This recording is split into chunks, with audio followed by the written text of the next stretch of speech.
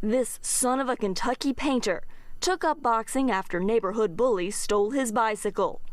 His trainer said the boy, then known as Cassius Clay, grew to mix raw talent with determination. A dynamite right sends Archie Moore crashing to the floor. In 1964, he shocked overwhelming favorite Sonny Liston to win his first world heavyweight title. A short choking right to the jaw. Liston goes down. Washington Post newspaper sports columnist Mike Wise says the confident boxing great continued to dominate, fighting with both his fists. These represent dynamite. And his words. He was probably the first guy, the first athlete in America to brag about something and back it up. Nobody boasted in those days. I'm the greatest, and I'm knocking out all bones. And if you get too small, I'll knock you out. Clay had joined the Nation of Islam and changed his name after that fight to one that is revered around the world, Mohamed Ali.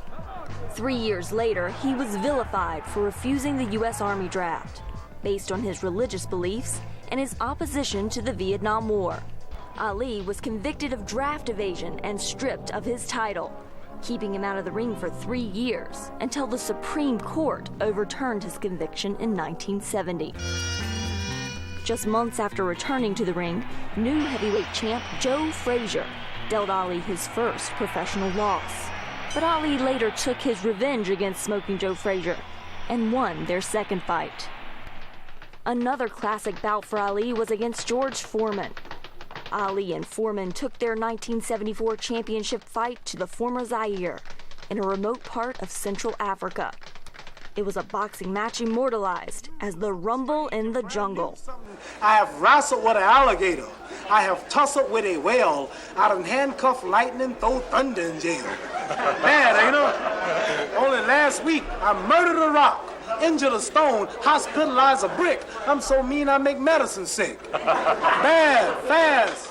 And for him to employ what people think still to this day is one of the most amazing strategies, act like you're tired, let the big guy punch himself out, and then all of a sudden galvanize yourself and find a way to knock him out in the 8th round.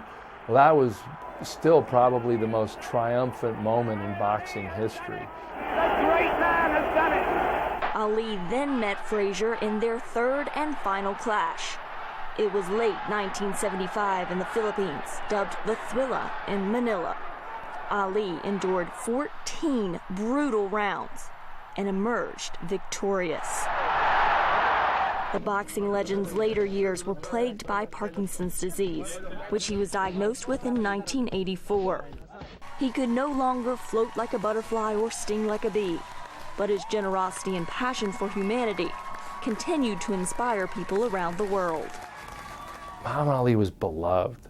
You know, there was a heart component that I don't think anybody will ever touch. Whether loved or hated, Muhammad Ali certainly made people feel. And that, perhaps even more than his boxing prowess, will be his lasting legacy. Carla Babb, VOA News, Washington. Here we go.